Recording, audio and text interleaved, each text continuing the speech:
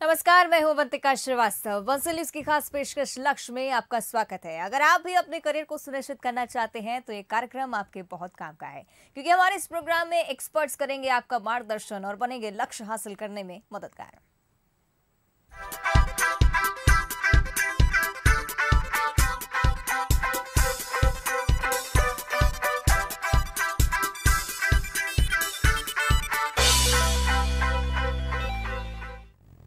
तो हमारे खास कार्यक्रम लक्ष्य में हम उन लोगों से आपको रूबरू कराते हैं जो शिक्षा के लिए बेहतर काम कर रहे हैं, छात्रों के मन में करियर को लेकर उठने वाले सवालों को जवाब देते हैं और कैसे शिक्षा का स्तर बढ़े इसके लिए निरंतर प्रयास कर रहे हैं। लक्ष्य की इस खास पेशकश में हमारे साथ आज मौजूद हैं हबीब हाशमी, जो कि टॉपर्स साइंस क्लासेस के डायरेक्टर हैं। साथ में मौजूद है इल्मा शाह, जो कि टॉपर्स साइंस क्लासेस की स्टूडेंट है। लक्ष्य में आप दोनों का ही बहुत बहुत स्वागत है।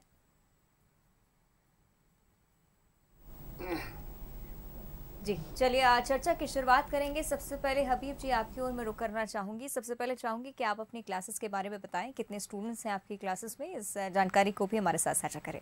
Of all thank you so much Bansal news for inviting us. ये बहुत ही अच्छा प्रोग्राम, आपने ऐसा प्रोग्राम शुरू किया जिससे टीचर्स और स्टूडेंट्स अपनी बात रख सकते हैं। मेरे इंस्टीट्यूट का नाम टॉपर साइंस क्लासेस है, जो नवीन नगर भोपाल में संचालित है। इसमें वैसे सभी स्ट्रीम्स के स्टूडेंट्स हैं, लेकिन साइंस मैथ्स में लगभग 200 प्लस स्टूडेंट्स हमारे रहते हैं और ये इंस्टीट्यूट नवीन नगर नियर ऐशबाग स्थित है। बिल्कुल, चलिए इल्मा आपसे भी बात कर लेते हैं। सबसे पहले चाहूंगी कि आप अपने बारे में बताएं कि आप कुछ हॉबीज रखती हैं, किस स्ट्रीम से बिलोंग करती हैं। Thank you so much ma'am. मैं मैथ साइंस की स्टूडेंट्स हूँ और मेरी हॉबीज़ तो वैसे पढ़ाई में मुझे बहुत शौक़ है और दूसरा मुझे गाना सुनना बहुत अच्छा लगता है। बिल्कुल, यानी कि हॉबीज़ में आपका म्यूज़िक लिसनिंग सबसे टॉप पर आता है। चलिए हबीब जी, आपकी ओर मैं रुख करना चाहूँगी। अब समझना चाहूँगी, जिस तरह से शिक्षा पर आधारित है हमारा ये प्रोग्राम लक्ष्य, और लगातार हम प्रयास करते हैं कि हर बच्चे तक हम एजुकेशन पहुंचा सकें, तो शिक्षा के क्षेत्र में बंसल समूह के भी कई सारे योगदान हैं। उन योगदानों को आप किस तरह से देखते हैं? जी, बंसल समूह का वैसे तो सभी क्षेत्रों में बहुत अच्छा योगदान है, लेकिन पिछले कुछ विगत वर्षों से मेरा इस समूह से काफ़ी संपर्क में हूँ। तो बंसल समूह की सबसे अच्छी बात यह है कि उन्होंने हेल्थ, एजुकेशन, सारी फील्ड में वो बहुत अच्छा काम कर रहे हैं।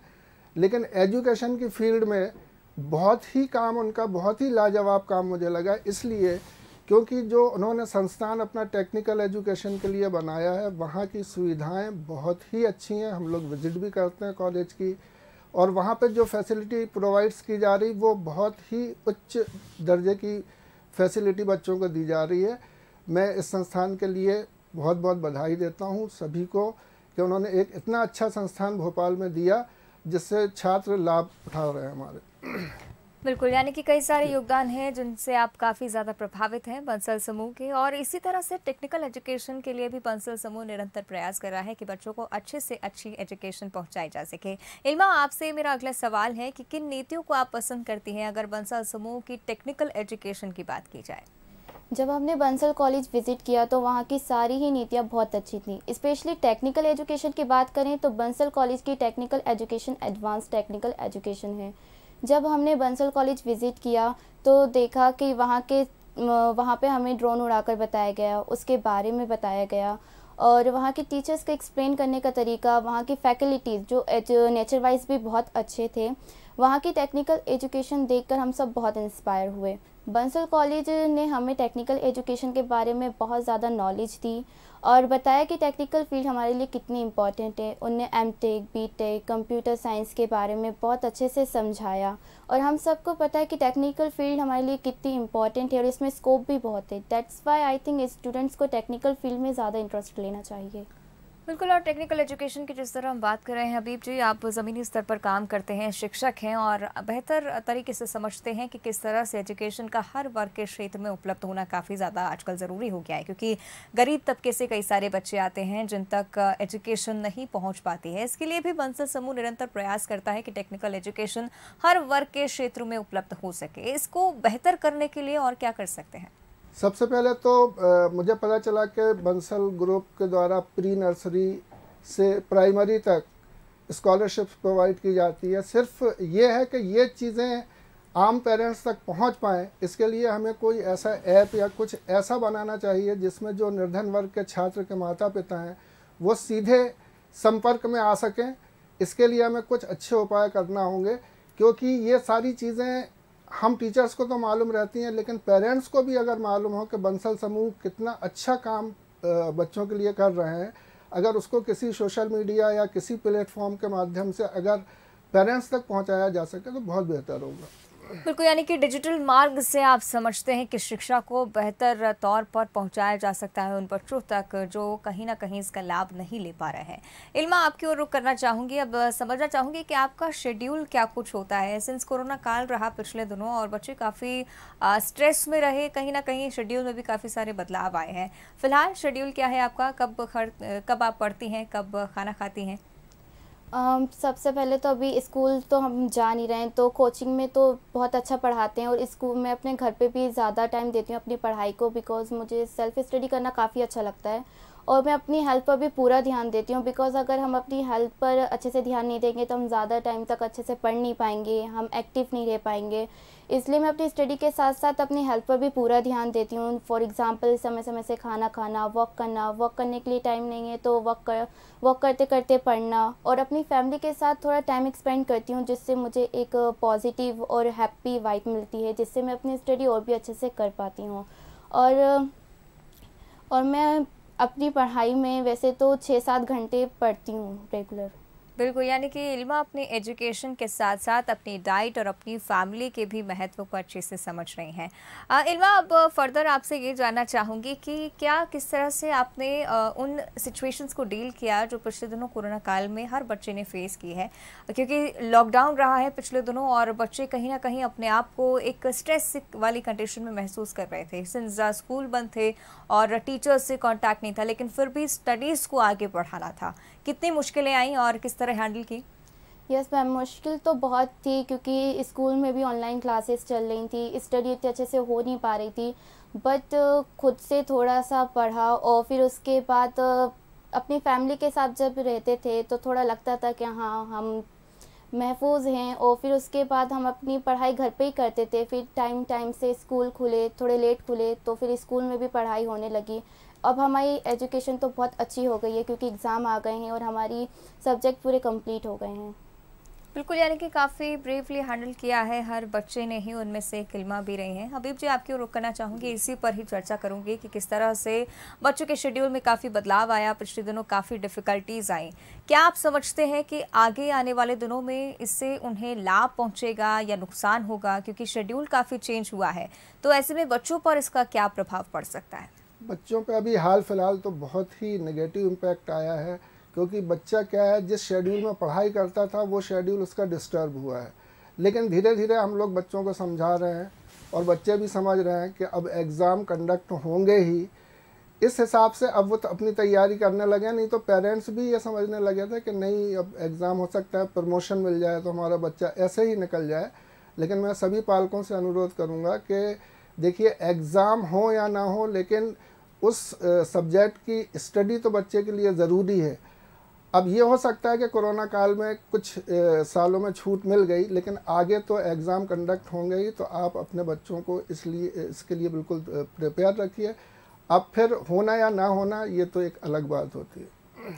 बिल्कुल, यानी कि आपकी तरफ से ये साफ है कि बच्चों को प्रिपरेशन नहीं छोड़नी चाहिए, भले ही ये एग्ज़ाम्स ऑफलाइन हो या ऑनलाइन हो, लेकिन आगे जाकर जीवन की आने वाली चुनौतियों को लेकर बच्चों को काफ़ी ज़्यादा तैयार रहने की अभी से ही ज़रूरत है। इल्मा, आप ही की ओर रुख करना चाहूँगी और इसी से जुड़ा मेरा अगला सवाल, और जिस तरह से हम डिस्कस कर रहे थे, आगे आने वाले दिनों में बच्चे यूजुअली डिसाइड कर लेते हैं कि आगे किस प्रोफेशन में कदम रखने वाले हैं। आपने क्या डिसाइड किया है? मेरे ख्याल से अगर आपको अच्छा स्कोप करना है तो आपको एक क्लियर वे चाहिए। मैंने डिसाइड किया मैं अपना ग्रेजुएशन कंप्यूटर साइंस से करूं, बिकॉज़ मेरे अकॉर्डिंग चीज़ें टोटली टेक्नोलॉजी पे डिपेंड होने लगी हैं और इसमें स्कोप भी बहुत है। और जैसा कि हम सब जानते हैं कि टेक्नोलॉजी हमारी लाइफ में कितनी आ गई है, और मैं अपने इसी टेक्नोलॉजी में ज़्यादा वो करती हूँ। और मुझे मशीनरीज़ बहुत पसंद है, मुझे टेक्निकल काम करना बहुत अच्छा लगता है। और मेरे हिसाब से टेक्निकल फील्ड एक हाई पोस्ट फील्ड है जिस पे स्टूडेंट्स अपने करियर को एक बेहतर रूप दे सकते हैं। इसलिए मैं कंप्यूटर साइंस को चूज़ करना चाहूँगी और मैं इसी में अपना करियर बनाना चाहूँगी। बिल्कुल इल्मा, ये भी जानना चाहूँगी इसी कड़ी में कि इस तरह से आप कह रही हैं कि आप कंप्यूटर एजुकेशन की फील्ड में आगे पढ़ना चाहेंगी, किस तरह से आपने इस गोल को निर्धारित किया और किस तरह से इस पर काम कर रही हैं? एक तो मुझे टेक्निकल ज़्यादा पसंद है और फिर मेरे हिसाब से क्या आजकल सब टेक्नोलॉजी पर ज़्यादा डिपेंड होने लगे हैं और इसमें स्कोप भी बहुत है। और जब हमने बंसल कॉलेज विज़िट किया तो वहाँ पे बताया कि टेक्नोलॉजी हमारे लिए कितनी इम्पोर्टेंट है। तो मेरे हिसाब से कि मैं उसमें अपना करियर बहुत अच्छे से बना सकती हूँ, क्योंकि मुझे टेक्निकल काम करना बहुत अच्छा लगता है, इसमें स्कोप भी बहुत है इसलिए। और मेरा हमेशा से सपना था कि मैं किसी हाई पोस्ट फील्ड पर काम करूँ और मेरे हिसाब से टेक्निकल फील्ड एक हाई पोस्ट फील्ड है जिसमें मैं अपना अच्छे से परफॉर्म कर सकती हूँ। मेरे ख्याल से आपको वही करना चाहिए जिसमें आपका इंटरेस्ट हो, बिकॉज समटाइम हम ऐसी चीज़ों को चूज़ कर लेते हैं जिसमें हमारा इंटरेस्ट नहीं होता और बाद में हमें प्रॉब्लम होती है। इसलिए वही करो जिसमें आपका इंटरेस्ट हो, जिसमें आप अच्छा परफॉर्म कर सकते हो, जिससे आपको सक्सेस जल्दी अचीव हो सकती है। बिल्कुल, और इसी पर निर्धारित मेरा अगला सवाल हबीब जी आपसे है। जिस तरह से इल्मा, मैंने तो डिसाइड कर लिया है कि कंप्यूटर एप्लीकेशंस और कंप्यूटर टेक्निकल फील्ड में ही आगे जाकर वो अपना प्रोफेशन चूज़ करना चाहेंगी, लेकिन कई सारे बच्चे होते हैं जो नहीं डिसाइड कर पाते हैं, सिंस फैमिली प्रेशर कुछ और कहता है, पीयर ग्रुप प्रेशर कुछ और कहता है। ऐसे बच्चों की करियर काउंसलिंग आप किस तरह करते हैं? देखिए, करियर काउंसलिंग के लिए तो हर बच्चा चाहता है कि टीचर्स बताए कि उसे क्या करना है, लेकिन एक्चुअल में करियर काउंसलिंग से ज़्यादा ज़रूरी होता है करियर कोच। और किसी भी बच्चे का जो कोच होता है, ऐसा नहीं कि उसे कहीं जाके किसी कोचिंग में जाके उस कोच को ढूंढना है। उसके कोच 4 तरीके के हो सकते हैं। पहला कोच वो खुद ही बच्चा ही होता है जो डिसाइड कर सकता है कि उसे क्या करना है, किस वे में जाना है जी। दूसरा कोच उसके पेरेंट्स होते हैं और तीसरा कोच मेरे हिसाब से उसके टीचर होते हैं और फोर्थ कोच उसके फ्रेंड्स होते हैं। हम लोग जो भी दैनिक जीवन में देखते हैं तो इन 4 क्षेत्रों में से ही किसी से वो इंस्पायर होके अपने कैरियर के बारे में वो आगे बढ़ता है। तो फिर हम लोग उससे पूछते हैं कि अब आपका क्या मत है, आप किस ओर जाना चाहते हैं। तो वो यही बोलता है कि मेरे पेरेंट्स ने ऐसा बोला कि मुझे ये करना चाहिए। तो फिर हम लोग उससे पूछते हैं कि आपका रुझान किस में है। तो वो जिस तरफ अपने बात को बताता है उसी हिसाब से हम लोग एक्सपर्ट फैकल्टी को बुला के उसकी काउंसलिंग करवा देते हैं। यूजुअली हबीब जी, ये तो कहने की बातें होती हैं कई बार के बच्चे हमेशा अपने इंटरेस्ट का सब्जेक्ट लेकिन चूज़ नहीं कर पाते हैं। और यूजुअली हम एक ऐसी कंट्री से बिलोंग करते हैं जहां पर पेरेंट्स की विश अगर रखी हो तो एक बच्चा भी इसको डिनाई नहीं कर पाता है और कई बार आगे जाकर प्रोफेशनली उससे काफ़ी दिक्कत होती है। ऐसे बच्चों को आप क्या कुछ सलाह देना चाहेंगे, क्योंकि एक प्रायर स्टेज पर ही एक इंटरेस्ट वाला लेवल और इंटरेस्ट वाले सब्जेक्ट्स पर अगर एक बच्चा फोकस करे तो उसके लिए ये जो भविष्य है वो बेहतर साबित होगा, लेकिन अगर ऐसा नहीं होता है तो आगे जाकर क्या कर सकते हैं? बहुत प्रॉब्लम क्रिएट होती है। सही कहा आपने अविंतिका जी कि बच्चा क्या होता है, ज़्यादातर पेरेंट्स जो बोलते हैं कि बेटा ये कर लो, लेकिन उसका उतना इंटरेस्ट नहीं होता। तो फिर हम उनके पेरेंट्स को बुला के समझाने की कोशिश करते हैं कि आपका बेटा इस फील्ड के लायक नहीं है उतना अच्छा जिसमें उसका रुझान है। आप उसकी तरफ थोड़ा उसका इंटरेस्ट भी है और आप भी इस तरफ सोचिए। तो कन्विंस होते हैं पेरेंट्स और उसके बाद फिर वो बच्चे को हम लोग समझाते हैं कि बेटा कि अगर तुम अपने पेरेंट्स के हिसाब से जो वो कह रहे हैं अगर वो कर सकते हो तो करो, और अगर बिल्कुल नहीं कर पा रहे तो आप उसी फील्ड में आप जाइए जिस फील्ड में आपका रुझान है। बिल्कुल, और इसी तरह से हर बच्चे को उस चीज़ पर भी फोकस करना चाहिए जिस सेगमेंट में, जिस सेक्टर में उसका रुझान है। और कई सारी मुश्किलें आती हैं लेकिन पार करना भी उस बच्चे के लक्ष्य के हाथों में ही होता है। साथ ही अब इल्मा आपकी ओर रुख करना चाहूँगी, जानना चाहूँगी कि सोशल एक्टिविटीज़ में आप कितना इंटरेस्ट लेती हैं। सिंस एकेडमिक एक्सेलेंस तो ज़रूरी होता ही है, लेकिन कहीं ना कहीं फिजिकल एक्टिविटीज़ को भी साथ में लेकर चलना एक बड़ी चुनौती या एक बड़ा टास्क कह सकते हैं एक स्टूडेंट के लिए होता है।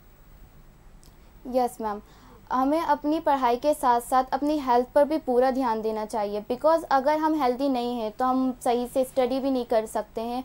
और हमें फ़िज़िकल एक्टिविटीज़ भी करनी चाहिए जिससे हमारा माइंड अच्छा रहे, हम फिट रहें। बिकॉज़ अगर अब हम फिट नहीं रहेंगे तो हम अपनी स्टडी भी सही से नहीं कर पाएंगे और ना ही हम अपने गोल पर सही से ध्यान दे पाएंगे। इसलिए फ़िज़िकल एक्टिविटीज़ भी बहुत सही हैं अपने हिसाब से, इसलिए हमें फ़िज़िकल एक्टिविटीज़ भी करनी चाहिए।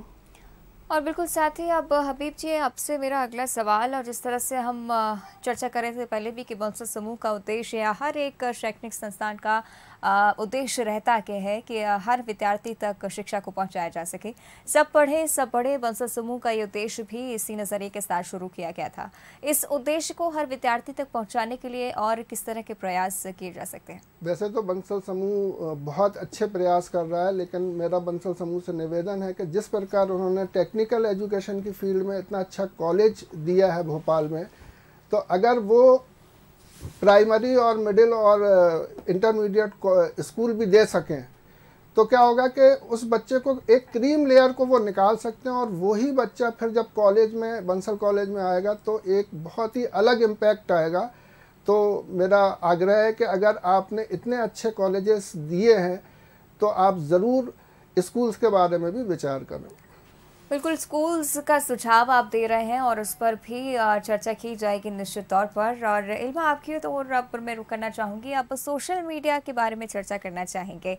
किस तरह देखती हैं सोशल मीडिया को, क्या आप एक्टिव रहती हैं? मैम सिर्फ सोशल मीडिया में मैं व्हाट्सअप यूज़ करती हूँ, उसमें स्कूल के नोट्स, कोचिंग के नोट्स आते हैं। सोशल मीडिया बहुत अच्छा प्लेटफॉर्म है, इसमें आप पढ़ भी सकते हैं। यूट्यूब पे बहुत अच्छे अच्छे वीडियोस आते हैं जिस पे आप अपनी स्टडी कर सकते हैं, और बहुत सी ऐसी साइट्स हैं जिसमें आप अपना पढ़ सकते हैं और अपने डाउट क्लियर कर सकते हैं। और अगर आप उसका मिसयूज़ करेंगे तो ये बहुत गलत है। किसी भी चीज़ का मिसयूज़ करने से ऑब्वियसली आपको नुकसान होगा, इसलिए किसी भी चीज़ को आप पॉजिटिव थिंकिंग के साथ यूज़ करेंगे तो वो आपको हेल्प करेगा। आप सिर्फ व्हाट्सएप यूज़ करते हैं? व्हाट्सएप यूज़ करते हैं मैम। किसी और वेबसाइट को नहीं? No ma'am. तो आपने कहा टेक्निकल एजुकेशन में आप प्रोफेशन रखना चाहती हैं, सोचती हैं, फिर कैसे? मैम अभी तो क्योंकि स्टडी पे मेरा ज़्यादा फोकस है, इसलिए मैं सिर्फ अभी अपनी पढ़ाई पे ध्यान देती हूँ। फिर बाद में मैं अपनी इस जो करियर है उसको लेके चलना चाहूँगी। बिल्कुल। और हबीब जी, इसी तरह का कन्फ्यूजन कहीं ना कहीं बच्चों में रहता है। यूजुअली अगर करियर पर तो हमने बात ही की है, और सोशल मीडिया की दूसरी तरफ अगर बात की जाए तो कहीं ना कहीं एक भ्रम की स्थिति भी है, और कहीं ना कहीं वो भ्रम सच भी साबित हो रहा है। कई बार लोग ऐसा बोलते हैं कि बच्चे डिस्ट्रैक्ट हो जाते हैं पढ़ाई से। आपका सोशल मीडिया को लेकर क्या मानना है? अगर डिस्ट्रैक्शन वाला फैक्टर ज़्यादा है तो क्या बच्चों के हाथ में मोबाइल देना सही है? देखिए अवंतिका जी, ये बात सही है कि हर चीज़ के दो एस्पेक्ट होते हैं, एक अच्छा और एक बुरा। तो सोशल मीडिया के भी दो एस्पेक्ट हैं। एक तो बहुत अच्छा है जिसमें बच्चों को बहुत अच्छी जानकारी, जो हम लोगों के समय में जो हम लोग बुक से जानकारियाँ लेते थे, वो आज उन्हें एक क्लिक पे मिल जाती हैं। तो अगर मैं बच्चों से आग्रह करूँगा कि बेटा आप उसके अच्छे पहलू की तरफ जाइए, उसमें बहुत सी ख़राब चीज़ें भी हैं, उनकी ओर अगर ध्यान ना दे के अगर हम अच्छी चीज़ों की ओर जाएंगे तो आप बहुत कुछ अच्छा गेन कर सकते हैं। मैं ये तो नहीं कहूँगा कि आज के दौर में कि सोशल मीडिया का इस्तेमाल ना करें, social media is a must, तो वो तो ज़रूरी है, लेकिन उसके जो अच्छी चीज़ें, अच्छे एस्पेक्ट हैं, उनकी तरफ बच्चे जाएं। बिल्कुल। और सोशल मीडिया के अच्छे एक्सपेक्ट की तरफ जब बच्चे बढ़ेंगे तो निश्चित है कि ग्रोथ भी उसी तरह से होगी। और हबीब जी, अब मैं टॉपर्स साइंस क्लासेस के बारे में जानना चाहती हूँ। किस गोल, किस एथिक्स के साथ इस इंस्टीट्यूट को शुरू किया गया था, कितने साल हो चुके हैं और किस तरह से काम कर रहा है आजकल? जी, ये लगभग 30 वर्षों से हमारा इंस्टीट्यूट काम कर रहा है, और हम लोगों का एक ही उद्देश्य था कि हम अच्छे विद्यार्थी तैयार कर सकें। उसी वजह से हम लोग बहुत ज़्यादा स्ट्रेंथ नहीं लेते हैं अपने यहाँ पे। 200 प्लस स्ट्रेंथ ही हर साल हमारी फिक्स होती है, और हम लोग फोकस करते हैं कि बच्चे को एक अच्छा एनवायरनमेंट और बच्चा टीचर से इंटरेक्ट कर सके। इसी उद्देश्य को लेकर ये लगभग 30 वर्षों से हम लोग संचालित कर रहे हैं। और इसी के बारे में इल्मा आपसे भी जानना चाहूँगी, टॉपर्स साइंस क्लासेस से जब से आप जुड़ी हैं, किस तरह का बदलाव आपने देखा है? मैम फर्स्ट ऑफ़ ऑल ये कोचिंग बहुत अच्छी है। इसमें जब हम टीचर्स, हमारा पूरा सिलेबस हो चुका है, यहाँ की पढ़ाई, यहाँ का एटमॉस्फेयर बहुत अच्छा है। वहाँ के सारे टीचर्स, हमारे director Habib Hashmi sir, Irfan sir, Ehtesham sir, Alfia ma'am, इनने हमें बहुत अच्छी एजुकेशन दी है, जिसकी वजह से हमारी स्टडी काफ़ी अच्छी हो गई है। यहाँ पे टेस्ट सीरीज़ भी हो गई हैं, रिवीज़न स्टार्ट हो गया है, और रिवीज़न में हमें इतने इशू नहीं होते बिकॉज़ इनने हमें बहुत डीप एंड बेसिक से पढ़ाया है, और इनने हमें बहुत अच्छा पढ़ाया। जब से हम आए हमारी स्टडी में और भी अच्छी हो गई है। और साथ ही ये भी जानना चाहूँगी मैं, जिस तरह से आप ज़िक्र कर रही हैं कि आप में काफ़ी ज़्यादा बदलाव और पढ़ाई में भी काफ़ी ज़्यादा सुधार आपने देखा है जब से आपने टॉपर साइंस क्लासेस ज्वाइन की हैं। हबीब जी, आमतौर पर पेरेंट्स चाहते हैं कि बच्चों को अच्छी एजुकेशन मिले और सबसे पहले स्कूल का ही रुख किया जाता है।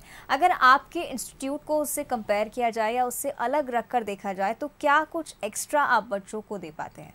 देखिए, स्कूल में का एक शेड्यूल फिक्स होता है, उसमें टाइमिंग्स भी कम होते हैं। हम लोग जो करते हैं वो बच्चे को उसके पर्सनल उसकी जो ग्रोथ है उसको इन्हांसमेंट प्रोवाइड करते हैं। क्योंकि क्या होता है कि स्कूल में बहुत सारे बच्चे, बहुत सारे 60-65 बच्चे बैठे हुए एक साथ, तो वो उतना फोकस नहीं हो पाता बच्चों पे। हम लोग यहाँ पर अलग अलग बैच वाइज बच्चों को अलग करते हैं और उसमें ये देखते हैं कि कौन सा बच्चा ज़्यादा अच्छा है पढ़ने में, उसका एक सेपरेट बैच कर देते हैं। एवरेज बच्चों का अलग एक बैच कर देते हैं। फिर उनको कॉमन भी पढ़ाते हैं जो मटेरियल साथ में देना होता है। इस तरीके से हम पूरी कोशिश करते हैं कि बच्चे के अकॉर्डेंस में उसको अलग जो वो चाह रहा है वो उससे शिक्षा प्रदान की जा सके। बिल्कुल। और इल्मा, आपकी ओर अब मैं रुक करना चाहूँगी। अब फ्यूचर चैलेंजेस पर हम बात करेंगे। आप फिलहाल 12th स्टैंडर्ड में पढ़ रहे हैं और आगे जाकर कॉम्पिटिटिव वर्ल्ड को आपको फेस करना है आगे जाकर, और किस तरह से अपने आप को आप प्रिपेयर कर रहे हैं उन चैलेंजेस के लिए? मैम, अभी तो मैं सोच रही हूँ 12th के एग्ज़ाम्स काफ़ी करीब आ गए हैं, तो मैं अभी उस पर फोकस कर रही हूँ। फिर उसके बाद मैं अपने फ्यूचर पे पूरा ध्यान देने वाली हूँ, बिकॉज़ अभी तो 12th पे ही हमारा फ्यूचर बेस्ट। अगर हम 12th में अपना 100% देंगे, अच्छे मार्क्स आएंगे, तो हमें एक अच्छा कॉलेज मिलेगा, अच्छा प्लेटफॉर्म मिलेगा अपनी काबिलियत दिखाने का। और मैं अपने फ्यूचर में नाम कमाना चाहती हूँ, कुछ बनना चाहती हूँ। बिल्कुल, यानी कि एक शॉर्ट टर्म गोल के साथ फिलहाल आप काम कर रहे हैं। हबीब जी, यही सवाल आपसे भी कि फ्यूचर चैलेंजेस इस बार बहुत ज़्यादा रहने वाले हैं बच्चों के लिए, क्योंकि उस तरह का एनवायरनमेंट कह सकते हैं कि बच्चों को इस बार नहीं मिला है कोरोना की वजह से। किस तरह की दिक्कत उनको आ सकती है, किस तरह से बच्चों को उन दिक्कतों के लिए खुद को प्रिपेयर करना चाहिए? बहुत ज़्यादा दिक्कतें बच्चों को अब आने वाली हैं, क्योंकि क्या है कि जो बच्चा नीट फेस कर रहा है वो उतनी अच्छी 11 की स्टडी नहीं कर पाया कोरोना की वजह से। तो बहुत सारे इश्यूज को आने वाले हैं। उन इश्यूज को वो अपने टीचर के माध्यम से दूर कर सकते हैं, और अगर वो टीचर से अच्छी तरीके से कनेक्ट हैं तो इन इश्यूज को बहुत आसानी से दूर करके वो अपने गोल को अचीव कर सकते हैं। और बिल्कुल, एक और बात का मैं जिक्र करना चाहूँगी हबीब जी। सिंस कई सारे कह सकते हैं कि मामलों में मैंने देखा है कि बच्चों को काफ़ी प्रायर एज पर इंस्टीट्यूट्स के लिए बोल दिया जाता है पेरेंट्स की तरफ से कि IIT JEEs या नीट जैसे कॉम्पिटिटिव एग्जाम्स के लिए बहुत ही छोटी उम्र से बच्चों को लगा दिया जाता है प्रिपरेशन के लिए। आप उसे किस तरह से सही समझते हैं, क्योंकि एक फिक्स्ड शेड्यूल बच्चों का स्कूल लाइफ की तरफ भी होता है, तो इसमें क्या कुछ बदलाव आपको दिख रहा है जो होना चाहिए जो नहीं होता है? जी, आजकल पेरेंट्स में ये पाया जाता है वो छोटी क्लासेस से ही बहुत फोर्सफुली बच्चों को चाहते हैं कि बेटा तुम्हें JEE करना है, नीट करना है। मैं सोचता हूँ कि प्राइमरी एजुकेशन को इससे छोड़ देना चाहिए। बच्चे को सिर्फ उतना ही प्राइमरी एजुकेशन में देना चाहिए जितना बच्चा सीख सके। उसके बाद वो खुद मेंटली प्रिपेयर हो जाता है बच्चा। अगर उसको प्राइमरी एजुकेशन बहुत अच्छी लेवल पे मिल जाए, जैसे फॉरेन कंट्रीज़ में प्राइमरी टीचर्स की सैलरी कॉलेज टीचर से ज़्यादा होती है, तो उनकी थिंकिंग सिर्फ यही होती है कि प्राइमरी एजुकेशन बहुत मस्ट होती है। अगर एक बार प्राइमरी एजुकेशन पे बच्चा अच्छी तरीके से निकल जाता है, फिर आगे वो खुद ही इन चैलेंजेस को फेस कर सकता है। और बिल्कुल, आप इस मसले को बहुत अच्छे से समझ रहे हैं कि किस तरह से विद्यार्थियों का विकास होना उन सूटेबल कंडीशंस में बहुत ज़्यादा ज़रूरी है जो आगे जाकर उनके लिए एक बड़ी चुनौती साबित हो सकते हैं। ये भी जानना चाहूँगी कि विद्यार्थियों की चहुमुखी विकास के लिए आप क्या करते हैं? हम लोग समय समय पर डिफरेंट एक्टिविटीज़ करते हैं, जैसे आर्ट क्राफ्ट। बहुत से बच्चे ऐसे होते हैं अवंतिका जी जो पढ़ाई से बोर हो जाते हैं, और कुछ ऐसे होते हैं जो सिर्फ पढ़ाई ही करना चाहते हैं। तो हम लोग समय समय पर इस तरीके की एक्टिविटी करवाते हैं। उसमें वो बच्चे जो पढ़ाई में थोड़ा सा कमज़ोर होते हैं बहुत अच्छा करते हैं। मतलब मेरा तो मानना ये है कि हर बच्चे में कोई ना कोई प्रतिभा अवश्य छुपी रहती है, सिर्फ उस प्रतिभा को एक टीचर को निखारना है। बिल्कुल, बहुत ही अच्छी बात कही आपने। और इल्मा, आप जैसे स्टूडेंट्स कई सारे हैं जो पिछले दिनों कोरोना काल से जूझ रहे थे, आगे जाकर कई सारे चैलेंजेस फेस करने वाले हैं। उन स्टूडेंट्स के लिए आपका कोई छोटा सा संदेश? मैं अपने सभी फ्रेंड्स को यही कहूँगी, एग्ज़ाम बहुत करीब है, डू योर बेस्ट। आप अपना बेस्ट करो, क्योंकि हम सब जानते हैं, जैसा हम सोचते हैं कई बार हम ऐसा कर नहीं पाते हैं, बट आप अपनी पढ़ाई पे पूरा फोकस करिए। और जहाँ पे एग्ज़ाम बहुत करीब आ रहे हैं, आप अपना बेस्ट करिए। और बिल्कुल, यानी कि आप बेस्ट विशेस दे रही हैं अपने साथियों को, साथ ही कह रहे हैं कि प्रिपेयर रहिए आगे आने वाली कंडीशंस के लिए। हबीब जी, आपसे भी अंतिम सवाल यही, कोई आखिरी संदेश?